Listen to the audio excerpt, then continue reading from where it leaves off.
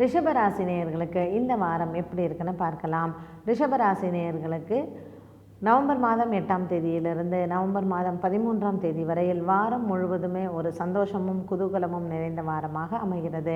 உறவினர்களின் வருகை, நண்பர்களிடம் கேளிக்கை மற்றும் உங்களுடைய அலுவலகத்திலும் ஒரு சந்தோஷ சூழ்நிலைகள் உருவாகலாம். மிருகசீரிஷ நட்சத்திரக்காரர்களுக்கு தொலைதூர செய்தி உங்களுக்கு மனதிற்கு திருப்தி தரும்.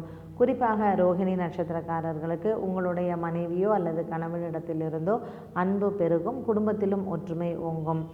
கிருத்திகை நட்சத்திரக்காரர்களுக்கு இந்த வாரம் முழுவதுமே ஒரு திருப்திகரமான வாரமாகவே அமைகிறது.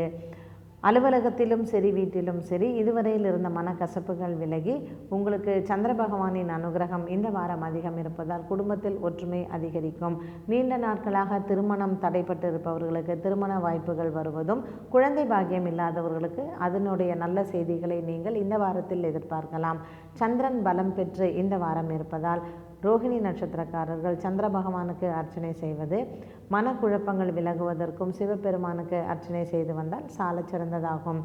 ரோகிணி, மிருகசீரிஷம், கிருத்திகை 3 நட்சத்திரக்காரர்களுமே ரிஷபராசி நேயர்கள் இந்த வாரம் ராகு பகவானுக்கு அர்ச்சனை செய்வது சால சிறந்ததாகும்.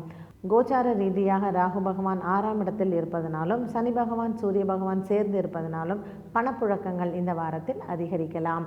ரோகிணி மற்றும் மிருகசீரிஷ நட்சத்திரக்காரர்களுக்கு பணப்புழக்கம் அதிகரித்து மனதில் ஒரு பெரிய சந்தோஷம் நிலவும் வாரமாகவே அமைகிறது. நீங்கள் குறிப்பாக இந்த வாரம் முழுவதும் சிவபெருமானை நோக்கி அர்ச்சனை செய்வதோ அல்லது சந்திர பகவானுக்கு அர்ச்சனை செய்து வந்தாலோ வாரம் முழுவதும் மனக்குழப்பங்கள் இல்லாமல் சந்தோஷங்கள் மட்டுமே இருக்கும் வாரமாக மாற்றி அமைத்துக் கொள்ளலாம்.